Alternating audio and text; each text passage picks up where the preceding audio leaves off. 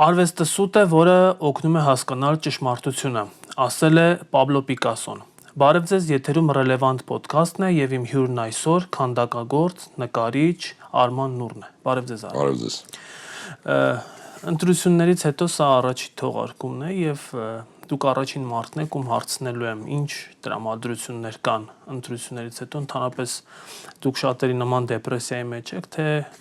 Գիտեք, ռեզուլտատները այս ընտրության, հա, իտոգները ինձ ավելի շատ ջղայնացրեց ու ջղայնացրեց այն փաստը, որ նորից սուտը տիրեց մեզ, նորից հաղթեց սուտը, ինչը շատ զայրացնում է իրականում։ քարոզչական սուտը նկատի ունեք, թե թվերի տեսքով։ Թվերի տեսքով, ամեն ինչի տեսքով, նախաընտրության այդ սաղ գործողությունները, նախնական մինչև ընտրությունները, սկսել է բոլոր գործողությունները, յետ ընտրական հաշվարկները, ամենը սուտ է, ինչպես եւ ամեն ինչը տվյալ կառավարության պարագայում։ Բազում անգամ ասել եմ, որ տվյալ կառավարությունը չի ասել ոչ մի ճիշտ բան է ամբողջ գոյության ընթացքում, կասկածում եմ եւ կյանքի ընթացքում։ Հետեւաբար եւս մեկ անգամ սուտը տիրեց եւ եւս մեկ անգամ սուտը հաղթեց, բայց ասում են ստի օրը 40 օր է։ Հա։ Եկեք սպասենք 40 օր, չեմ ուզում ամբողջական ասել, ասածը, այո։ Հետեւաբար այստեղ գողություն էլ տեղի ունեցավ, ձայների գողություն, ձայնագողությունը ամենավատ գողությունն է երևի թե գողությունների մեջ։ Եվ այս պարագայում եկեք սպասենք 40 օր։ Իսկ ինչ վերաբերվում է Պիկասոյի ասածին, իդեպ Պիկասոն շատ ուսումնասիրելով իր կենսագրությունը սուտ բառը այստեղ ճիշտ թարգմանված, հա։ Ոնց որ իր միտքը հետեւյալն էր, որ արվեստը մի բան է, որը բացահայտում է մյուս բանը։ Հա։ Ոնց որ երկու հակառակ, հա, հակադիր հասկացողությունների մասին է։ Այստեղ իր նպատակը դա էր, ասելով սուտ կամ ճիշտ, ինքը նկատի ուներ երկու հակադրություններ։ Դա Փաշինյանական սուտը չի, որը դուք։ Դա Փաշինյանական սուտը չի, չէ, որը ստերի արքան է։ Արման ջան, 700,000-ից ավելի մարդ ըստ ԿՀ-ի տվյալների, ես չգիտեմ հիմա որքանով է ընդունված եւ որքանով է ազնիվ հավատալ ԿՀ-ի թվերին, վերջին իրադարձություններից հետո գիտեք մինչեւ հիմա էլ այս րոպեներին հաշվում են ու ինչ որ նոր թվեր են ի հայտ գալիս, բայց 700,000 ըստ ԿՀ-ի ձայն է տվել քաղաքացիական պայմանագրին։ Ձեր կարծիքով այդ 700,000 մարդիկ ովքեր են։ Մինչև այդ հարցին պատասխանելը ուզում եմ մի հատ դրվագ հիշացնեմ, որ մինչև ընտրությունների սկսվելը Արամ Սարգսյանը դիմեց, որպեսզի ԿՀ-ին, որպեսզի հանեն Նիկոլ Փաշինյանի հրահանգով, որպեսզի հանեն ուժեղ Հայաստանը ընտրվելու ընտրապայքարից դուրս տանեն։ Տեսեք, ինչ արեց ԿՀ-ն, մերժեց։ Եվ բոլորը ասում են, վաու, ԿՀ-ն փաստորեն ազնիվ է։ Այս բեմադրությունը խաղացվեց նրա համար, որ հետագայում ավելի մեծ սուտի պարագայում սա բեմադրություն էր եւ գիտեք ես սկզբում ասի եթե իրականում ԿՀ-ն ընդունի, ուրեմն վաճառված է, եթե չընդունի, ուրեմն ավելի վաճառված է։ Այստեղ երկու տարբերակ չկար, մեկ տարբերակ էր։ Երկու պարագայում էլ վաճառված էր, քիչ եւ շատ վաճառված։ Եվ այս խաղը տարվեց նրա համար, որպեսզի հետո տվյալները ավելի վստահությամբ ընկալվեն, բայց դա միևնույնն է չաշխատեց, միևնույնն է դա չեղավ, որովհետև ընդամենը 10% ձայների հաշվարկի պարագայում արդեն հայտարարվեց հաղթողը, սա իրականում զավեշտ է, sense բան երևի թե աշխարհում ոչ միտեղ չի եղել։ Դեր ընտրատեղամասեր կան, չէին էլ փակվել երևի հաշվում։ Հասկանում եք, որովհետև ընտրատեղամասեր կային, որոնք աշխատել են մինչև ժամը 1-ը 2-ը։ Նույնիսկ հումոր կազմա մեղրի ընտրատեղամասում երևի մինչև հիմա զինվորները ընտրում են։ Դե ինչը եւս խախտում է, մեծ խախտում է։ Ընտրատեղամասը պետք է աշխատի մինչև ժամը 8-ը։ Եթե ներսում մարդիկ կան արդեն, կարա աշխատի եւս 10-15 րոպե լավ կես ժամ, բայց ոչ մինչև ժամը 2-ը։ Եվս խախտում է եւ ես կոչ եմ անում, որպեսզի ընդդիմությունը ձայն բարձրացնի ժամը 8-ից հետոյի քվեարկած մարդկանց ձայները չհաշվառել։ Դա ընտրատեղամասի խնդրեմը չի կամ մեր խնդրեմը չի, որ մարդիկ եկել են ուշ։ Հայտարարված էր ժամ աշխատանքային ժամին պետք է վերջանար աշխատանքային ժամը, հետեւաբար այստեղ արդեն մեր խնդիրը չի կամ մեկ ուրիշի խնդիրը չի, ի հարգանքս բոլոր զինվորներին, չնայած զինվորները իրանք կամային չէին ուշացել իրանք ուշ բերել էին։ Նաև գիտենք զինվորները ոնց են քվեարկում այո, դա էլ գիտենք շատ լավ։ Հիմա այնտեղ կա նաև ինչ որ թակ գաղտնի ցուցակներ, ինչ գաղտնի ցուցակներ, որ աշխարհի որ երկրի ընտրության մեջ ենք մենք տեսել տենց հասկացողություն, որը կոչվում է գաղտնի ցուցակներ։ Դա ինչ նորություն է։ Դա ասում է քրեակատարողական հիմնարկներ։ Չէ, քրեակատարողական հիմնարկները հրապարակված են առանձին, զինվորները հրապարակված են առանձին, իսկ մի հատ էլ կա երրորդ բանը, գաղտնի ցուցակներ։ Որ գաղտնի ցուցակների մասին է խոսքը։ Ովքեր են այդ գաղտնի ցուցակները։ 18000 մարդ գաղտնի, ով կա Հայաստանում։ Միգուցե դա մեր թշնամու ագենտուրան է, որը աշխատում է այս երկրում։ Կարծում եք տենց Դե շատ էին չէ՞ ամենից կարելի։ Շատ էին չէ՞ խոսում, որ 17-ից 18000 լրտես կա Հայաստանում թշնամական։ Այստեղ գալիս կպնումաթվերի իրար։ Ես հիմա ենթադրում եմ, հատի լոգիկ ենթադրություն եմ անում, հա, տրամաբանություն եմ անում։ Այնուամենայնիվ սա ձեր կարծիքով կեղծված ընտրություն է։ Այո, 100% կեղծված են, որովհետև մենք էլ ունենք մեր մեթոդները մոնիտորինգի տարիներ շարունակ մոնիտորինգ եմ։ Ես ինքս մոնիտորինգ եմ անում, հա, եւ հասկանում եմ, որ այսօր ԿՊ-ն անցնելու ոչ մի շանս չուներ, որովհետև եթե դու նայում ես, ասենք, ինչ որ մի հայտարարություն ես անում, որը տվյալ կառավարությանը դեմ է եւ նայում ես կոմենտների, հա, արդյունքները, դու նայում ես ինչքանն են իրական, ինչքանն են fake։ Ընդ որում գրելաբոճից հասկանում ես, որ այս ֆեյքերը ադրբեջանական ֆեյքեր են, որոնք գրում են հայերենով ուղղակի, այսօր շատ հեշտ է AI-ով թարգմանել, հա, եւ այլն, ու գրալու ոճից էլ հասկանում ես ովքեր են սրանք։ Եվ այստեղ անգամ կասկած չունեմ, որ ընտրությունները կեղծված են եւ սուտ են, ինչպես եւ ամեն ինչը տվյալ կառավարության։ Բայց ողջ այդ քարոզարշավի ընթացքում դուք հաստատ ուշադիր եղած կլինեք, մի հատ քարոզչական այսպես թեզ կար, որ Ռուսաստանից հայերը գալիս են, որ այստեղ իշխանապողություն անեն գնան։ Ես այդպես էլ որևէ թիվ հստակ թիվ չհանդիպեցի, թե կոնկրետ ինչքան Ռուսաստանից հայ եկել Հայաստան եւ որքանով էին հիմնավոր հայ ահազանգերը, որ իշխանությունը անընդհատ ասում էր փողով մարդիկ են գալիս եւ այլն, այդ մարդիկ եկեք փողովը հիմա մի հատ թողապացուցեն նախ թողապացուցեն փողով բառը այս բառագայում, իսկ մնացած բառագաներում ստեղ մեր կառավարությունն է խախտում արել, սահմանադրական խախտում արել, որ չի ապահովել, որպեսզի այլ երկրներում գտնվող մեր քաղաքացիները քվեարկության իրավունք ունենան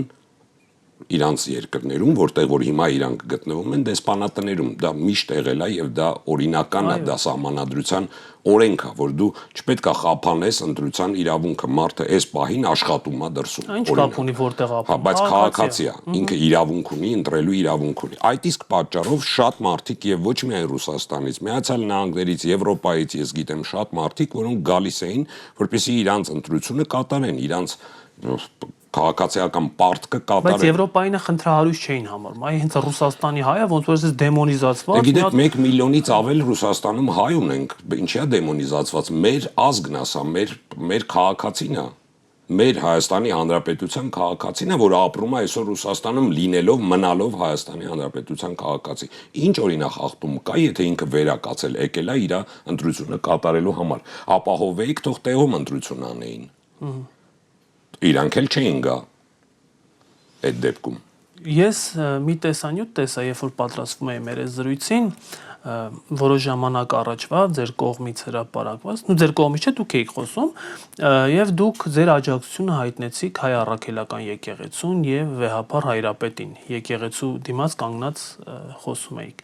Այս իշխանությունները իրենց նախընտրական ծրագրում հատուկ կետ են ամրագրել, որ փոխելու են կաթողիկոսին եւ եթե իրենք հաղթեն, այսինքն դա իրենց լեգիտիմ իրավունք է տալիս եկեղեցում կաթողիկոս փոխելու։ Այս առումով ինչ զարգացումներ է կանխատեսում, ինչին պատրաստ լինեն այն մարդիկ, ովքեր աջակցում են եկեղեցուն եւ ամենայն հայոց հայրապետին։ Նայեք, որպեսզի իրենք կարողանան նման միջամտություն անել եկեղեցու օրենքի մեջ, իրենք պետք է փոխեն Հայաստանի Հանրապետության սահմանադրությունը, որը ենթադրում է, որ Հայաստանի Հանրապետության կառավարությունը իրավունք չունի որոշումներ կայացնել եկեղեցու կառավարման միջամտել եկեղեցու գործերի։ Դա սահմանադրությամբ ամրագրված է, որպեսզի իրանք դա կարողանան սահմանադրությունը տվյալ կերպով փոխել, ապա իրանք պետք է ունենան ձայների մեծամասնություն ազգային ժողովում, ինչը այսօր արդեն չունեն։ Ինչը այսօր արդեն չեն կարողանալ։ Հետևաբար կարծեմ։ Այո, հետևաբար այն գործողությունները, որոնք իրանք անելու են հայրաքելական եկեղեցու դեմ, դրանք լինելու են անօրինական, բայց դա կանգնեցնելու է Նիկոլ Փաշինյանը։ Մենք դուրս ենք գալու եկեղեցու կողմից կանգնելու ենք եւ մենք պայքարելու ենք մեր եկեղեցու համար։ Հիմա մարդիկ, որոնք ասում են սա եկեղեցու մասին չի, սա միայն հայրապետի մասին է, ոչ։ Եկեք մի հատ նայենք ինչի եկեղեցու պատմությունը հանվեց դպրոցական առարկաներից։ Եկեք նայենք ինչի են ուրիշ սրբազաններ ձերբակալվում, ուրիշ քահանաներ ձերբակալվում, ինչն է պատճառը։ Գնդերեսները բանակից Եթե խնդիրը վեհապարի մեջ է, ապա ինչն է պատճառը, որ բոլոր սրբազաններին, ասենք, ճնշում են եւ ինչ որ գործողություններ են անում։ Այսօր երկու եկեղեցի, մինիմում երկու եկեղեցի Հայաստանի Հանրապետությունում բռնազավթված է անօրինական։ Մեկը Հովանավանքը, մյուսը Մասիսում։ Մասյացոտնի թեմին Այո, բռնազավթված է, որովհետեւ օրենքով տվյալ եկեղեցին հանդիսանում է տվյալ եկեղեցիները հանդիսանում են հայ առաքելական եկեղեցու սեփականություն կադաստրով։ Սեփականություն վկայական ունենալով եւ բռնազավթումը այսօր անօրինական է, սա իշխանությունը ոչինչ չի անում դրան կապ։ Այո, անօրինական գործողություններին ոչինչ չի անում։ Իսկ շատ դեպքերում, երբ որ ինձ ասում են բա վեհապարը սենց, բա վեհապարը նենց, ես ընդհանրապես մի ֆրազ եմ ասում, Աստծուն հավատում եք։ Եթե ասում են այո, ասում եմ ուրեմն մի քննեք Աստծո ընտրությունը։ Քանի որ եթե Աստված չուզեր, ամենակարողն է Աստված։ Եթե հավատում եք, ապա հավատում եք, որ Աստված ամենակարողն է։ Եթե Աստված չուզեր, որ տվյալ վեհապարը իրեն ներկայացներ այսօր Հայաստանի Հանրապետությունում կամ աշխարհում, ապա տվյալ վեհապարը չէր ներկայացնել։ Չէ՞ Դեռ շատ հետաքրքիր բան եք ասում, Նիկոլ Փաշինյանը պնդում էր, որ իր իշխանությունն է Աստծուց։ Փաստորեն իր իշխանությունը Աստծուց է, վեհապարն Աստծուց չի, էլի։ Դե, հասկանում եք ինչ է։ Իր իշխանությունը սատանայից է, միանշանակ բոլորս հասկանում ենք։ Եթե Աստծուն հավատում եք, ուրեմն մի քննեք վեհապարի անձը։ Եվ եթե չեք հավատում Աստծուն, ապա ձեր համար ինչ տարբերություն ով է վեհապարը։ Հա շատերը իդեպ աթեիստ էին Նիկոլ Փաշինյանի կառավարությունում, օրինակ Արսեն Թորոսյանը, բայց նրանք էլ կարծես վեհապարին փոխելու այսպես բան։ Դե տեսեք, ես գիտեմ շատ աթեիստներ, որոնք այսօր եկեղեցու կողքին կանգնած են եւ պաշտպանում են եկեղեցին, ինչի, որովհետեւ շատ լավ հասկանում են, որ եկեղեցին մեր ինքնությունն է եւ եթե մենք կորցնենք եկեղեցու այսպիսին լինելը, ապա մենք կկորցնենք մեր ինքնությունը։ Ի վերջո, եթե դա արվում է Ադրբեջանի հրահանգով, միանշանակ դա նշանակում է, որ դա աշխատում է մեր դեմ։ Այսօրվա կառավարությունը աշխատում է մեր դեմ, որովհետև գործում է Ադրբեջանի հրահանգով։ Այսքանը բավարար է։ Հաջորդ խնդիրը, որը իմ կարծիքով շատ սուր է, դա հանրության շրջանում պարակտվածությունն է, բևեռացումն է եւ փոխադարձ ատելությունը։ Եվ թվում էր թե ընտրություններից հետո ինչ որ առումով կհանդարտվի այդ միջավայրը, այդ կրքերը, բայց օրինակ կառավարության ղեկավարը դեռևս գործող ավելի թեժացնում է, հա, սրան կնստացնեմ, սրա ունեցվածքը կխլեմ եւ այլն, այսինքն անընդհատ այդ բորբոքումը։ Ձեր կարծիքով այս հանրային ատելությունը մեզ ուր է տանելու, ինչ փորձանք է բերելու մեր գլխին, որտեվ տենում ենք, չէ՞, ընտրությունների գիշերներ մարդիկ սկսեցին իրար ծեծել փողոցներում, ամեն օր ինչ որ դանակահարության դեպքերի մասին ենք լսում։ Սա հանրային անհամերաշխության ցուցիչ է, չէ՞, նաև։ Տեսեք, այդ հանրային անհամերաշխությունը ներմուծվում է հատուկ, սա էլ է ծրագիր, ներմուծվում է հատուկ, որպեսզի կարողանան կառավարեն։ Ուրեմն Разделяй и властвуй, բաժանի որ տիրես։ Բաժանում են առաջին օրից սև սպիտակ նախկին ներկա, ես իմ 1000 մի անուն տվեցին, հա, որպեսզի բաժանեն հնարավորինս կալուգացիներ 1000 մի ձև բաժանեցին։ Ես ուղղակի կոչ եմ անում այս ազգին հիշել, որ իրանք բոլորը հայ են։ Հայ։ Այս մի բառը հիշեք եւ մնացած ամեն ինչը դրեք մի կողմ։ Իսկ ինչ վերաբերվում է ատելությանը, ապա գիտեք ցանկացած կառավարության գործառույթը, առաջին գործառույթը, առաջին տողը գործառույթի, որը անգամ ասել պետք չի, որովհետև դա այսպես լուր տողն է, որը որ հենց տենց պիտի լինի։ Ցանկացած կառավարությունը դառնում է կառավարություն, որպեսզի հոգ տանի իր քաղաքացու կյանքի եւ գոյության համար։ Ընդ որում բոլորի կապ չունի ում ես ընտրել։ Կապ չունի հանցագործ կլինի դա, կապ չունի դա մարդասպան կլինի, կապ չունի, չէ՞ որ այսօր այդ պատժամիջոցը, սպանությամբ պատժամիջոցը աշխարհում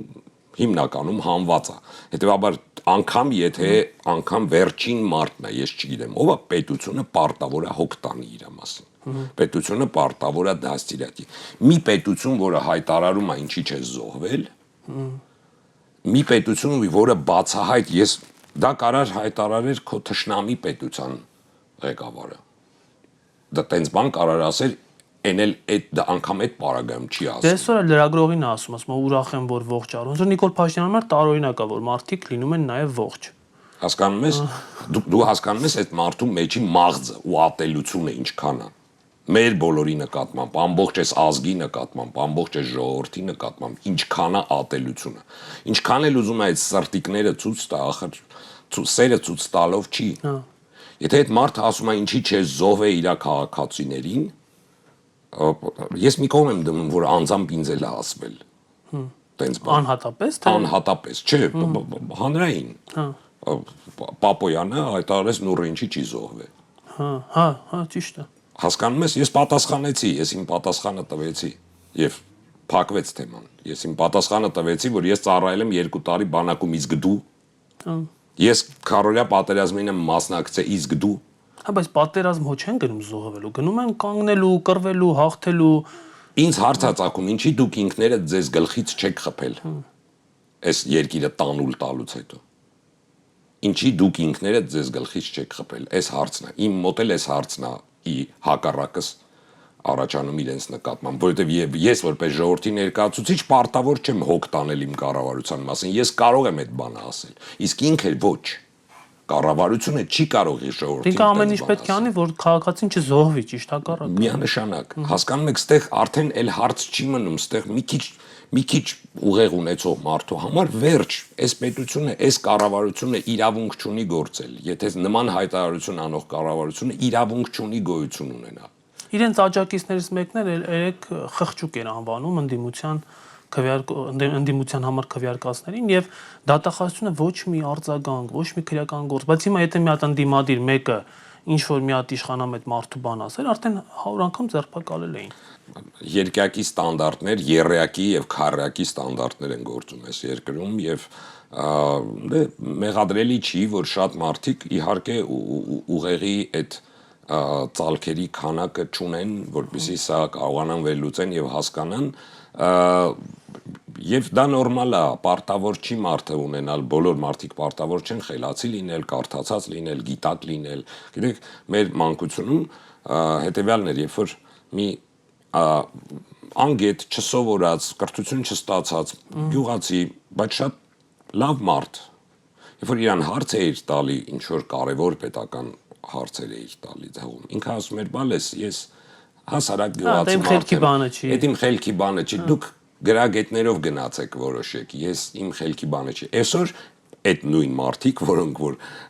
իրանց խելքի բանը չի, ասում են ես պիտի որոշեմ։ Այո։ Հասկանում ես, իրանք են ասում ես պիտի որոշեմ։ Ինչ պատասխանատվություն եք վերցնում ձեր վրա։ Վաղը որ ձեր երեխեքը երկիր չունենան, ո՞նց եք երեսներին նայելու ձեր երեխեքի, ինչ եք պատասխանելու։ Եթե չունեք այդ գրագիտությունը, դա ամոթ չի, ընդունեք, որ չունեք եւ չեք կարող նման որոշումներ կայացնել, որովհետեւ դե այդ կրթությունը չունեք, այդ գիտելիքը չունեք, այդ գրքերը չեք կարդացել, այդ երկրներում չեք ճանապարհորդել, չեք շփվել այդ մարդկանց հետ։ Բայց ցավոք սրտի այս կառավարությունը ինչ է անում առաջին օրից, ասում է որ դու ես որոշում, դու ես վարչապետը, հասկանում ես, այդ սուտ նարատիվները բերելով մարդկանց առաջ, լավ, եթե այդ մարդը վարչապետ է, ինչի 3 միլիոն դրամ պարգևավճար չի ստանում։ Կառավարական ամառանոցում չի բնակվում։ Այո, չէ, հարցը առաջանում, չէ, ոնց է տենց ելնում, եթե դու բոլոր 3 միլիոն վարչապետ ունես, խի բոլոր 3 միլիոնն էլ 3 միլիոն դրամ պարգևավճար ամսական չեն ստանում եւ կառավարական ամառանոցներում չեն ապրում եւ չեն գնում միլիոնավոր դոլարներ։ Բայց հենց այդ 3 միլիոնից մեկը սկսում է, ասենք, Նիկոլ Փաշինյանի հետ բանավիճել, բան անել, կամ ձերբակալում են, կամ էլ այն կնոջը, որ ասում է շնորհակալ եղի, որ գլուխը չեն զղկում։ Այսինքն, երբ որ այդ վարչապետերից մեկը սկսում է ամբողջ տանալ, ինքը միանգամից դառնում է հակահերոս, թշնամի։ Դե միանգամից իհարկե, ստեղ անձի կուլտ է ձևավորվել, ինքը իր համար անձի կուլտ է ձևավորել, ինքը գիտեք մարդը, որը արժանի չի նրան ինչ ինքը ստանում է, ինքը հավատում է, որ ինքը արժանի է ու առավել եւս արժանի է։ Գիտակ մարդը միշտ կասկածում է, մարդը, որը մտածել գիտի, միշտ կասկածում է։ Չէ, ինքը իր վրա, բայց հիմարները միշտ վստահ են։ Այս հիմարությանը պետք է վերջ տալ այս երկրում։ Ես այս մեր զրույցից էլ եւ առհասարակ ձեր հրապարակային գործունեությունից էլ տեսնում եմ, որ ձեր համար միևնույն չի, դուք եք օրինակ շատերից նման ծանր տանում, ձեր նյարդերի վրա էլ երևի չէ, ամեն ինչը ազդում, դուք էլ ասացիք, որ քվեարկությունը ձեր նյարդ։ Այս պայմաններում դուք ոնց եք կարողանում ինչ-որ բան ստեղծել, ստեղծագործել, աշխատել, չի խանգարում։ Նախ պատասխանեմ հարցի առաջի մասին, որ շատ բազում անգամ, օրական բազում անգամ ես կարող եի լքել այս երկիրը եւ գնալ եւ շատ լավ, շատ ավելի լավ եւ շատ ավելի կոմֆորտ տեղավորվել ցանկացած երկրում, որ ինձ հրավիրում է լինել այդ երկրում։ Չի եղել մեկ անգամ, երբ որ ես դիմել եմ դեսպանատուն վիզա ստանալու համար, որ ինձ դեսպանատնից հարցը չտան, ինչի extraordinary չես դիմում կամ տենց դեպք չի եղել, որ կոնսուլները կամ դեսպանները այդ հարցը չտան։ Ես միայն Հայաստանի Հանրապետության քաղաքացի եմ եւ այդպեսին էլ կմնամ, որովհետեւ ես սիրում եմ այս երկիրը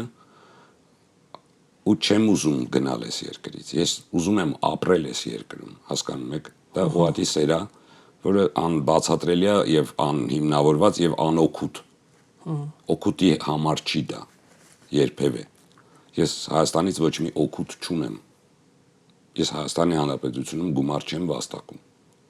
Ես դրսերում ցուցադրել հարկեր եք տալիս։ Այո, անպայման հարկերը տալիս եմ անշուշտ։ Բայց ես ապրում եմ այս երկրում ու ուզում եմ ապրել այս երկրում, այդ իսկ պատճառով է, որ ես սրտացավ եմ եւ չեմ լռում։ Երբ որ տեսնում եմ այս երկրի թերությունները ու այս երկրում կատարվող իրադարձությունները։ Իսկ ինչ վերաբերում է ստեղծագործելը միակ տարբերակն է բուժվելու ես մաղձից, որը լցվում է ամեն օր, ամբողջ օրը լցվում է մեր գլխին, մեր իրականության մեջ։ Միակ բուժվելու, միակ դեղն է, որը ինչ որ գոնե մի քանի վայրկյանով ստիպում է, որ մոռանաս։ Կտրվես եւ մոռանաս աշխարհի մասին։ Ես ուրախանում եմ, որ մոտակայում ունեմ մոտ 8 ցուցահանդես եւ պետք է պատրաստվեմ, որ ստիպված պիտի լինեմ զբաղված լինել, որպեսզի կարողանամ ինչ-որ մի քիչ կտրվել, որովհետեւ այլ երկրներում։ Այո։ Դուք նախկինում նաև բողոքի ակցիաներին եք մասնակցել, միշտ մասնակցել եք երևի թե վերջին մի քանի բագրացրփազանի ցույցերին, որ հաստատ մասնակցում եք, ես հիշում եմ։ Սրանից հետո իմաստ ունի ցույցերի մասնակցել, օրինակ, եթե վաղ ընդդիմությունը ասի, մենք փողոցային պայքար ենք սկսում, ձեզ այնտեղ տեսնենք, թե արդեն անշուշտ տեսնեք, հենց առաջին շարքերում եւ բոլորին եմ կոչանում, բոլորը դուրս գան։ Այ հիմա, եթե ես վստահ եմ, որ հիմա եթե կոչարվի դուրս գալ փողոց եւ բողոքի ձայն բարձրացնել, հիմա դուրս կգան շատ մարդիկ, անթիվ ու անքանակ մարդիկ, ինչի, որովհետեւ եթե մինչեւ այսօր ասում են դե լավ, հեսա ընտրությունները մոտ է, ընտրությունները հարցը կլուծեն, մենք կգնանք կընտրենք ճիշտ ղեկավարություն եւ մեր ճիշտ ընտրությունով կպայքարենք սրանց դեմ, ու չէին դուրս գալիս, հիմա արդեն բոլորը պատրաստ են դուրս գալու, ես զգում եմ տրամադրությունը քաղաքի եւ երկրի, բոլորը զայրացած են, բոլորը սպասում են կոչի, բոլորը սպասում են գործողությունների։ Իդեպ ընտրություններին մասնակցած մարդկանց մեծամասնությունը Նիկոլ Փաշինյանին ձայն չի տվել։ նա հավաքել էր 49.8%, այսինքն այդքան չի եղել։ այդքան էլ չի հավաքել։ Նկարվել է, իհարկե, վստահ եմ, որ նկարվել Նույն է։ իրենց թվերով այնուամենայնիվ մեծամասնությունը Նիկոլ Փաշինյանին ձայն չի տվել։ Այո։ Հետևաբար ինչ քաղաքական շարունակություն պետք է լինի, ինչ է կարծում։ Մենք սպասում ենք հիմա ամսի 14-ին վերջնական, ես էլ ասենց սրտատրոփ սպասում եմ վերջնական տվյալներին, հրապարակմանը, եւ դրանից հետո արդեն պարզ կլինի, թե ընդդիմությունը ինչ կոչ կանի, ինչ գործողություններ եւ ինչ պլան կբերի առաջ։ Ամեն պարագայում ես վստահում եմ ընդդիմությանը եւ համարում եմ, որ Հավաքական ընդդիմությանը։ Այո, հավաքական ընդդիմությանը եւ համարում եմ, որ ինչ որոշում էլ կկայացնեն ի օգուտս երկրին։ Եվ այստեղ իմ անձնական էմոցիաները կամ իմ անձնական զայրացածությունը կամ ցանկությունները ես դնում եմ մի կողմ, ես միայն ուզում եմ, որ իմ երկիրը լավ լինի։ Դուք մի քանդակ ունեք, ճանճը, այդպես է կոչվում, եւ ես այսպես եմ հասկանում այդ քանդակի իմաստը, որ աշխարհին պետք է նայել ուրիշի աչքերով նաեւ ժամանակ առ ժամանակ, դե ճանճը բոլորի կողմից չսիրված, մերժված միջատ է եւ երևի ինքն էլ իր աշխարհայացքը ունի, այլ դուք երբևէ փորձել եք օրինակ իշխանության աջակիցների, այսպես պայմանական ասած նիկոլականների աչքերով նայել։ Գուցե ինչ որ բաներ հասկանալի լինեն ձեզ։ Նայեք, վստահ եմ, որ իրանք էլ են հասկանում, որ իրանք սխալ են։ Ուղղակի, գիտեք, երբ որ ինչ որ մեկին առնում են, ու հետո ինքը էլ հետ դուրս գալու տարբերակ չունի, ընկել է արդեն այդ բանի մեջ, քանի որ արդեն կա կոմպրոմատ վրան, որտեղ ինքը մի անգամ վաճառվել է, ու ինքը ստիպված է վաճառվել։ Այսօր իշխանության ներկայացուցիչները այդ կարգավիճակում են, իրանք հասկանում են, որ հիմա եթե իրանք կորցնեն կառավարությունը, իրանք ԿՊԱ-ականների նկատի ունեք։ Այո, իրանք այսօր կհայտնվեն բանտերում, լավագույն դեպքում։ Իրանք դա հասկանում են եւ իրենք այլևս իրենց համար սա էգզիստենցիալ է։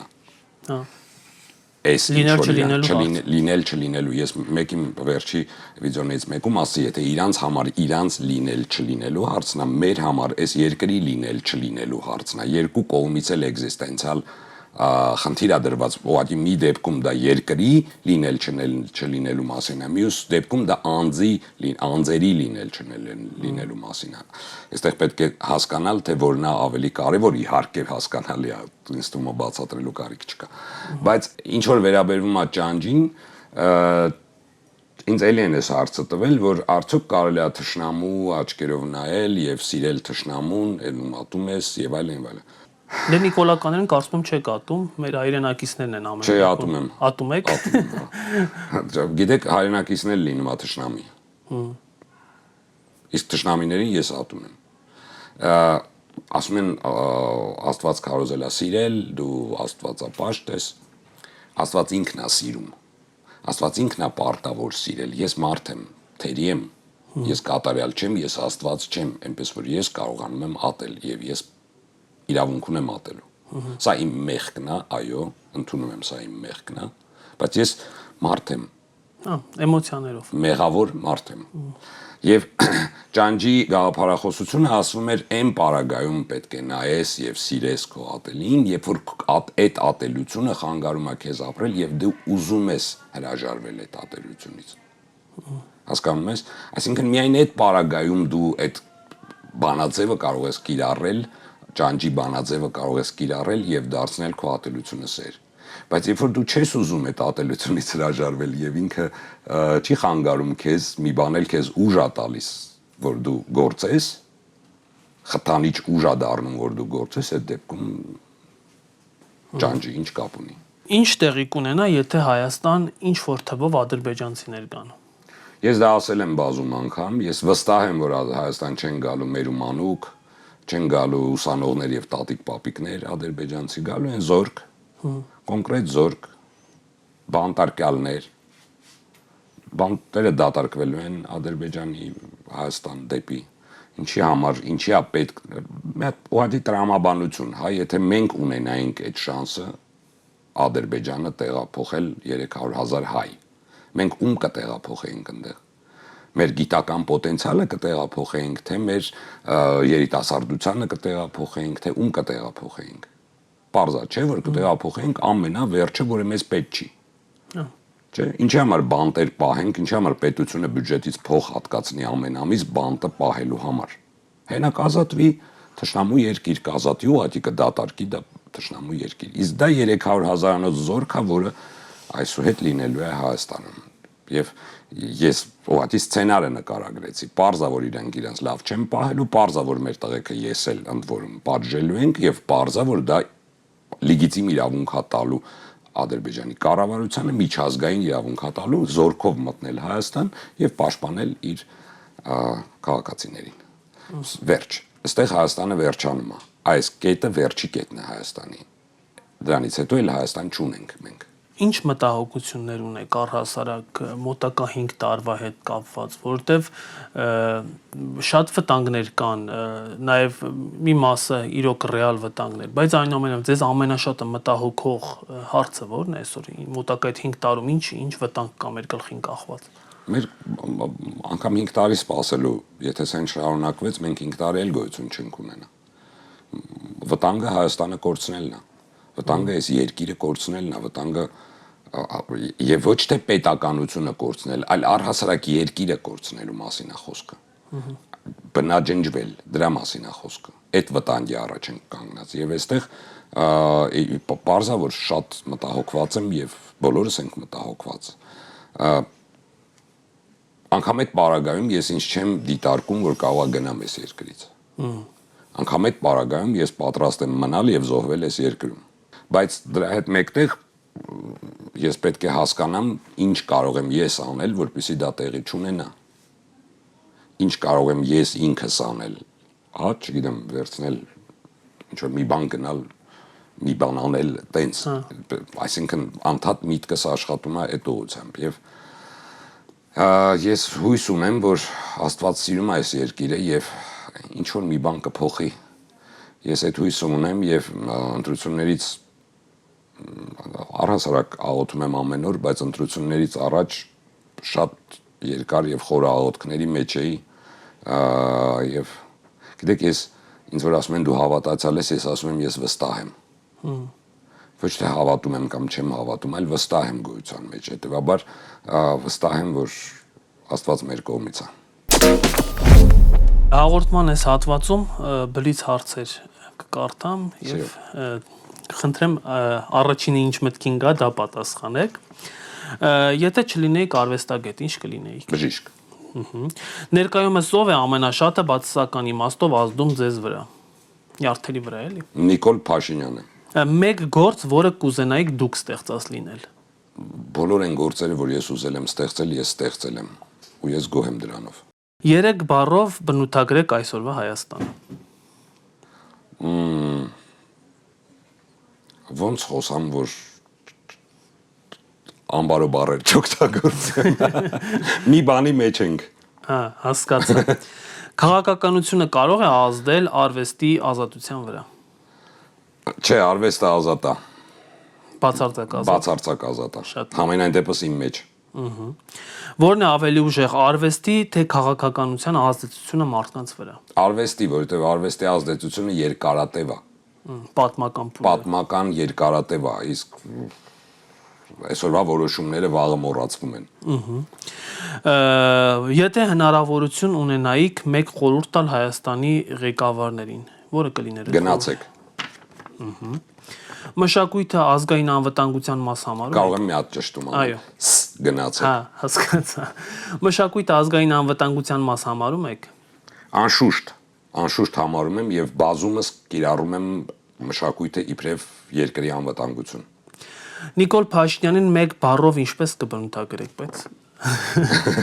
Չէ, ես ամեն դեպքում կիրթ եմ եւ դաստիարակված։ Այնպես որ եթերում կփորձեմ լինել ավելի կորեկտ։ Չմարդ։ Եթե մեկ օրով լինեիք վարչապետ, առաջին որոշումը որ կկայացնեիք։ Կընտրեի խելացի վարչապետ եւ ինքս կգնայի կզբաղվեի արվեստով։ Շատ լավ։ Այսքանն էր իմ հարցերը, շատ շնորհակալ եմ այս զրույցի համար։ Ես էլ եմ շնորհակալ հրավերի համար։ Հարգելի հեռուստադիտողներ, ես զրուցում էի քանդակագործ, դիզայներ, նկարիչ Արման Նուրի հետ, կհանդիպենք եկող շաբաթ։